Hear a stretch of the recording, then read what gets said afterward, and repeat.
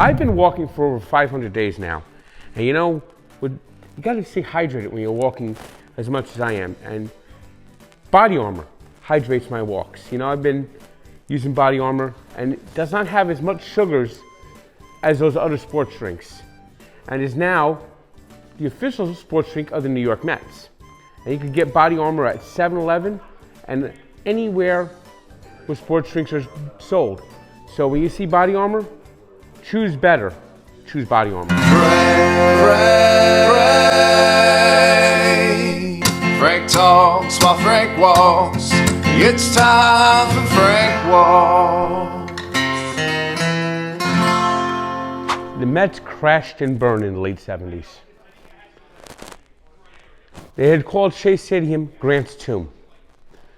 The farm system was not good, but they got a big boost in 1980 when they chose Darryl Strawberry with the #1 pick in the MLB Draft. 3 years later, as the Mets were finally starting to show signs of life, Darryl Strawberry came up and won Rookie of the Year and became a face of the Mets franchise over the next 8 years, becoming the franchise all-time leader in home runs and was a key part of the 1986 championship team. Should have been the MVP of 1988 NL season. And of course, he's had his up and down in his life, but he's turned things around. He's a reverend now, and he's an inspirational figure and one of my all-time favorites. And I'm looking forward to this walk. Wow, Frank the Tank, what's up? Where's it going, buddy? How's it going? What's up? How's it going? I told you I'd take that walk with you. Yes, How you doing, man? yes. Give me a hug. I like a hug. How you doing, man? All right. See, I told you I'd make it. Yes. You like that, huh? Oh, yes. Oh, the retirement ring. That is. Yeah. I can tell, man. I love these colors, man. You look good. Yep, the 86 t-shirt. What do you know about 86? You're too young. He's too young to know about 86. What do you know about 86? Well, I was 10. Okay, you can. I was, in fact, the World Series ended a couple weeks before my 11th birthday. Okay, for your I wish I was there. But we got it for you, didn't we? Yeah. And I'm still waiting for that second one. Oh, wait a second now. I know. You know the right, the right one is, don't you? That's the right I one. used to do the low five. You're the low five. Sammy Palazzo, Bobby Valentine.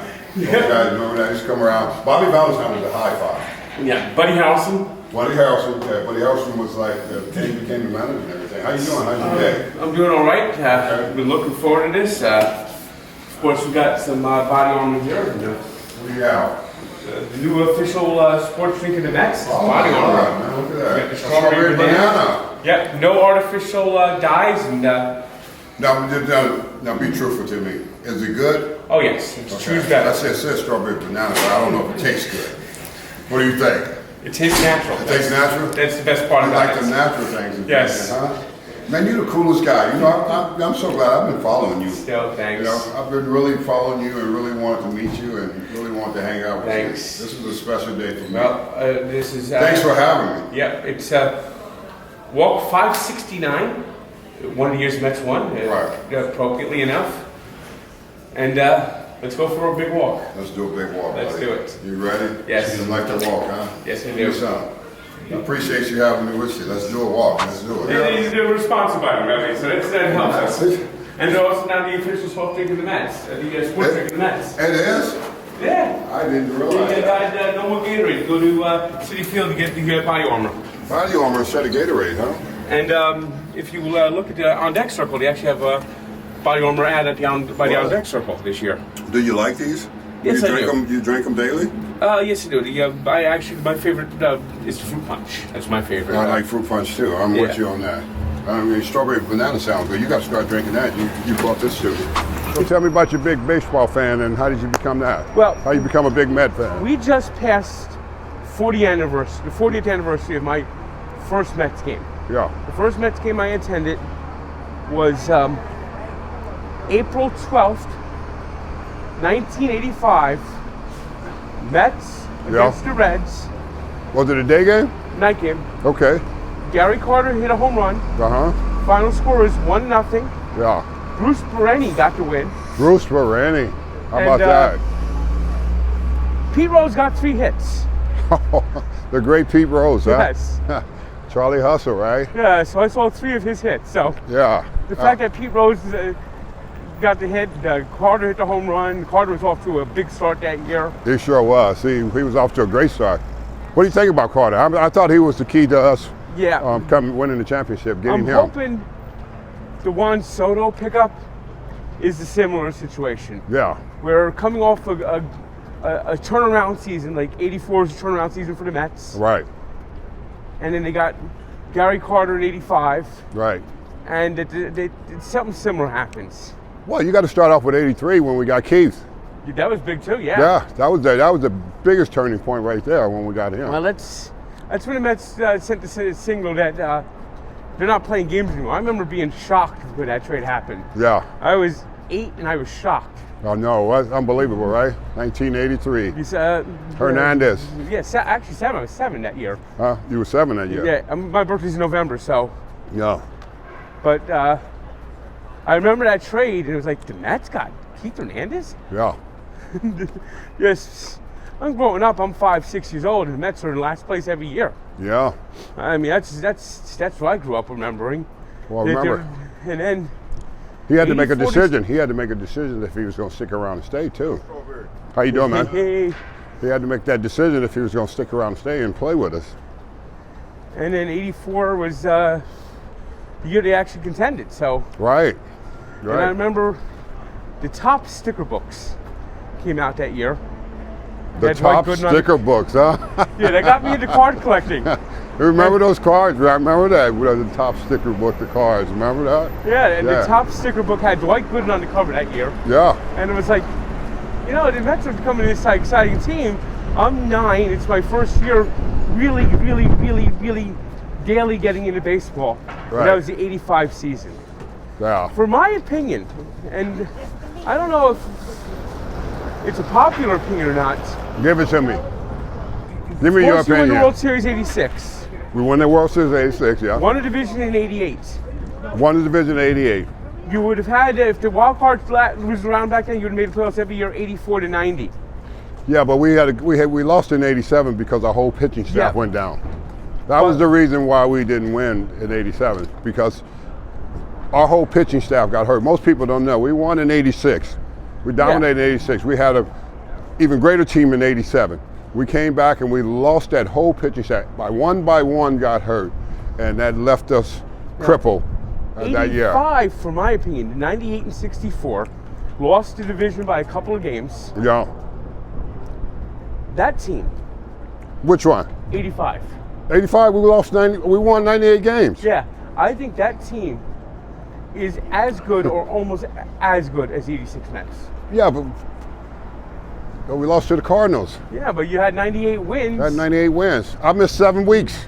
Yes, and that's what happened. That's my point. You tore your thumb. Tore my thumb. It was against the Phillies. It was a Saturday afternoon game. Made a play by Juan Samuel. Hit a ball. NBC gave it away. You remember that? And that 7-week stretch, the Mets played terrible baseball. And if you take that 7-week stretch out, and you still won 98 games. That's why I think the 85 team is as good as the 86 team. I agree. And I don't know if a lot of people realize it. That's just like that team means to me is almost as much as the 86 team. That was the beginning. Yeah. Yeah. The 85 was the beginning when we got Carter. And of course, Dwight Gooden was untouchable. He was untouchable, but Carter was the missing piece. Yes. We needed that right-hand bat in the lineup because we already had 2 left-handers in the lineup, myself and Hernandez. We needed that right-hand guy in the lineup, and Carter was that missing piece in 85 for us to come. That's why we won in 86. But when we lost in 85 against the Cardinals, our last game in St. Louis, our locker room was quiet. Nobody said nothing after the season was over. You had a 3-game series. Yes. Ken Daly hit that off the light after you got the clock. Yeah, we crushed it. I broke the clock. They called us a bunch of pond scums in St. Louis. Yeah. And guess what? I live in St. Louis now. Yes, I know that. I heard that. St. Louis, yeah. I remember you were talking a couple years ago to Keith Hernandez. Who is it? Yeah, we were pond scum. I love that line. Like I said, that was like you're in the booth with Keith Hernandez, and You said, yes, we were pond We were a scum. bunch of pond scums to them. To them, or at least in St. Louis, they hated us like that. They didn't like us. But that's okay. We made a name for ourselves that year in 1985. So Fred, you got to tell them the '88 World Series. Now, 88, of course, that one, that NLCS really. Why you got to bring that up? I don't like talking about 88. We were never supposed to lose to the Dodgers. No, it was never so lost that Yeah. one. That's the one my father blames me for watching it. They say they lost because I watched it. No, I don't. It's not the blame on you. The blame is on David Cohn. Remember, he wrote that article. Oh, idiot! Yes. Yeah, and Tommy posted it in their locker room that they were a bunch of little league. You got to Oral Hershiser in Game one. Game one. Yes. Game two, David Cohn. Typical media guy. Now he's in the Yankees and ESPN. Hi, David. I'd like to welcome you too. Yeah, we welcome. That's my boy, though, David Cohn. So. Nothing against. I like David Cohn. He was a great pitcher for the Yeah. Mets. Yeah. But yeah, they did too much talking, and then. but In you that won series. You won Game 3. Yes. Game 4 is the one that haunts me. Mike Sosa. Yes. Yeah. How did he hit that home run off Doc? Right. How did John Shelby walk? A lot of pitches that he threw, and I always wonder if he brought in Myers for the 9th. Yeah. You would have been up 3-1, turn out the lights, party's over. Party's over, right? Ball game over. Because I think if the Mets win that game, Game 8, Game 4, it's over. Yes. The I agree. The Dodgers weren't that good. They just got lucky. Let me try the strawberry banana since you brought it for me. You say it's good. I got to take a sip of this and taste it. You already said it wasn't your fault. Do you accept that? I accept that. It just. It wasn't, Frank. Listen, 88, we choked. Yeah. I say it all the time. We shouldn't have never, ever lost to the Dodgers. There's no way. We gave that up. I wish nothing against. We went into a Game 7, and I wish Davey Johnson had pitched Sid Fernandez. Sid was like really lights out. He started Darling in that game. And nothing personal against Darling, but I thought Sid was a better matchup against the Dodgers in that Game 7 because he wouldn't be so tight. Let me put it this way. I like Ron Darling too, a great announcer, great pitcher for the Mets. Some of his performances in the postseason. What? I mean, they were tight. Yeah, Game 3, NLCS. You bailed him out, the 3-run homer. Yes. Off of Nepper. 3-run. Yeah, 3-run homer. We were down 4-1. Yep, and you had that game tying 3-run homer, and that set up. I love it. Look at Frank got memory like me. You know, we remember all that. That set up Dykstra for the heroics. Exactly. And 2 days later, before you even got to Houston for that epic game, Yes. the pitchers duel against Good and Nolan Ryan. Oh, unbelievable, might right? be one of the most underrated games in baseball history. You had Nolan Ryan, Dwight Gooden going extra innings, 1-1, and the 1 run the Mets got was a home run. By me off of Nolan. Yes. They were going toe to toe. Can you believe that? I mean, we're talking. I mean, Dwight Gooden's NLCS. I mean, everyone talks that he pitched poorly in the World Series. Yeah. Dwight Gooden's NLCS. Come on. 1 run in each game was lights out. Thank you, Frank. At least you have some common sense to know that. I mean, a lot of people always like rip him because he had a bad World Series, but his NLCS was outstanding. They don't know how hard that was, right? Yeah. They don't know he probably was out of gas. You know, he threw so much in the National League Championship Series. You know. He allowed 1 run in each game, got a loss and a no decision.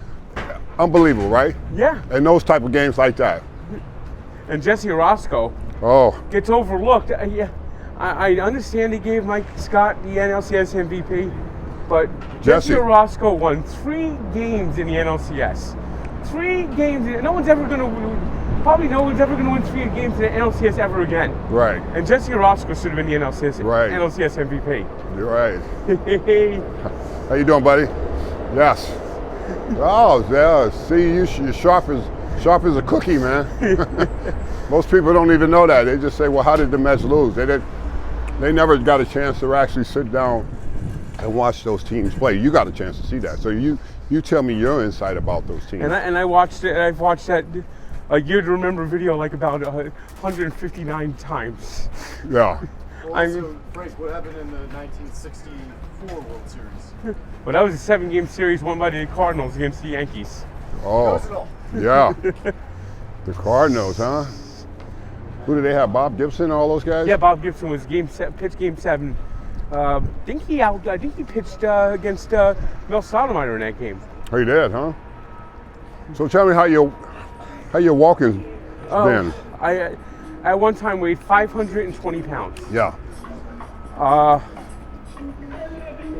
I got sick with MRSA to get under, that was 2016. Uh-huh.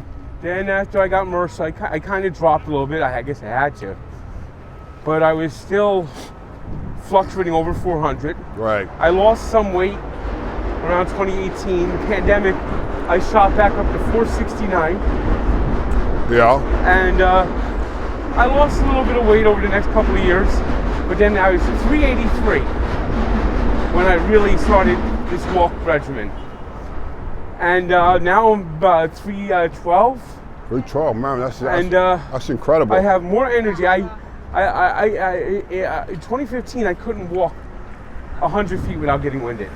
So this is really therapeutic Now for I'm you, huh? walking 2-3 hours. I've been averaging 20,000 steps this week, which is about 8-9 miles. That's really good, Frank. That's really, you're challenging yourself, you're pushing yourself in a good way, and you're becoming more than you thought you can be, didn't you? Oh, it's incredible. And we got people like Aaron, who's lost a lot of weight, another guy that's down in South Florida. We got Dan in Milwaukee, Yeah. and we got Don, who's he's got stage 4 cancer. Yep. And he's been inspired by my walks, and he loves my walks, and it helps him trying to battle his cancer. Yeah. Of course, Exactly. Don, you broke his heart in '86. He's Broke a Red his Sox heart? fan. Oh, he's a Red Sox fan. Okay. But I know. I told him, what is he doing around here with that Boston stuff on? This is New York, man. You know. well, Celtics are going to be tough this year. Well, of course the Celtics are going to be tough. What about the Knicks? You know, they're going to be hopefully right there. Yeah, I hope so. Yeah. One of my favorite moments of the victory celebration was your son driving Ed Koch nuts. DJ, you remember that? Yes. Yeah, he's 39 now. Imagine that. That cute little kid. He's a kid that grew up and ended up going to college and playing college basketball. And briefly for the Phoenix Suns. Yeah, I played at Maryland with Gary Williams. So If you play the Immaculate Grid and only one team, Phoenix Suns, use DJ Strawberry. yeah, You get a good score. there you go. So who's your favorite? Who's going to win it in basketball? Is it I how the think Knicks going Celtics to do? win. You think Celtics going to win again? I don't think the Knicks don't have the players to beat the Celtics. They don't, huh? What about Cleveland? I don't really believe in Cleveland. You don't? Okay. What about Oklahoma? I like them. You like them? I like them to come out of the West. Yeah. So who wins it this year in baseball? Well, it's too early to say. Hopefully it's the Mets. Yeah. Dodgers are always scary. Yeah. The Dodgers, what you got to do is to beat the Dodgers, you have to beat them in the postseason. You can't beat them in the regular season. They're going to win 100 Did we games. learn that lesson? Yeah. You can't beat them during the regular season. We should have waited, huh? But Until we got to postseason that year in if you '88. could get them in a series and get close games Yeah. and find a way to win under a bullpen, Yeah. I think you can win. I think that's the key. But you got to get past the Dodgers to win Yeah. it all, huh? Yeah, it goes.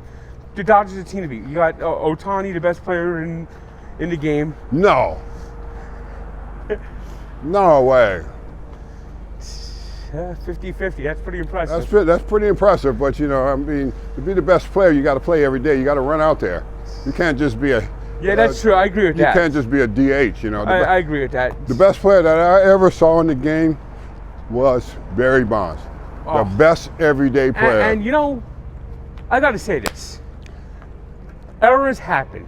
We have Right. different errors in baseball. We had an era where the ball was dead, where pitchers could spin on the ball, rough the ball up, do anything they wanted to the baseball, Right. and it was okay.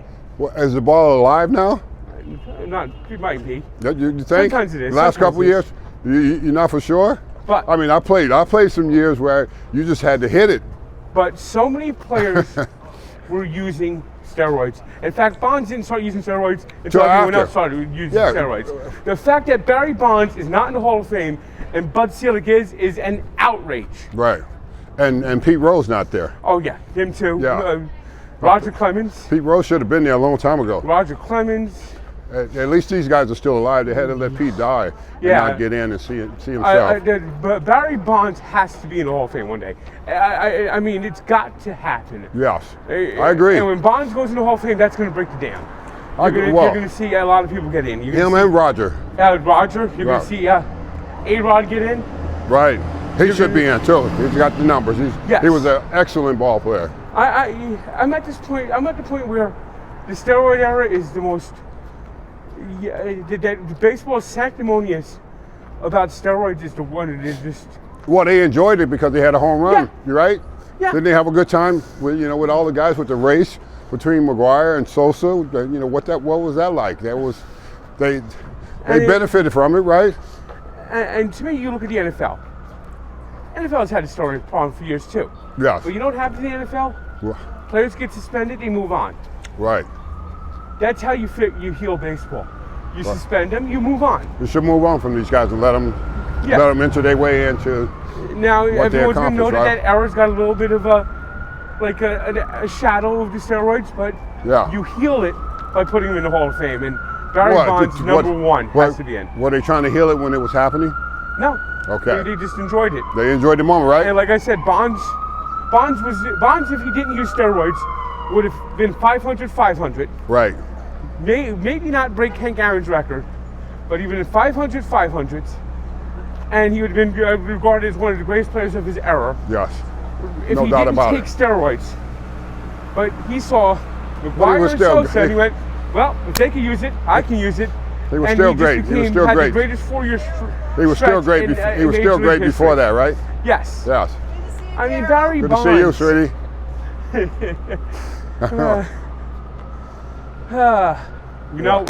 Now this year, speaking of records, yes. your record's probably going to fall this year. Oh, that's good. Records are meant to be broken. They don't stand forever. Frank, I've had that record for 35 years. It's about time somebody break it, don't you think? I mean, David Wright broke my RBI record. David Wright would have probably broken the record if his back didn't give out. Yeah, but baseball have injuries. You never know what's going to happen. You never know how it's going to turn. So far, Pete Alonso's been lights out. Oh, money. Right? He's like, show me the money now. Oh yes, yes. He's good for him, though. You know, he got to that 2-year contract. Yeah. I think he's relaxed now. I think he's happy in New York. Good. What I would love to see is Pete Alonso play his entire career at the Mets. Should. And have fun. Maybe end up with 500 home runs. And he should, and have fun. Have fun doing it. He's in a time in a great place. Hopefully, he makes that decision. I mean, I think that the best impact so far with Soto. Is that I think it's helped Pete Alonso relax. It has. It's taking the pressure off of him. He don't have to think about what he needs to do. He just go out there and do it. It's a lot of times last year he was pressing. Well, he's thinking about it. And then he hit that home run off Devin Williams, and it's like that was kept him on the Mets, I think, and it just was like a magical moment. Yes, that was his magical moment for himself, and hopefully he continue to have more magical moments. Now, these days, you say you lived in St. Louis and you're running your church. St. Louis, yeah. How's that going? It's going well. I mean, I'm a traveling evangelist. I travel 270 times out of the year to go help people. And you and your wife both do great work. Oh, thank you. My wife is a loving woman. She's the one straightening me out, Frank. How about that? Give me some on that. Yes. See, that's what you get when you get a good woman. She'll straighten you out, and she'll lead you and guide you and show you what life is all about. And of course, last year you had the health scare with the heart. I did. I mean, yes. I mean, how are you feeling with that? I'm here with you, brother. My health and your health, and we just knock on wood that we able to get up every day and keep doing it. See, you getting up every day and you're walking like this. Yes, I mean, this is big. Yeah, that's something I need to get. I need to get back to playing golf and get back in shape, you know, and out there in the sun well, and drink the strawberry banana. Summer. You know, I need to start drinking these, I guess.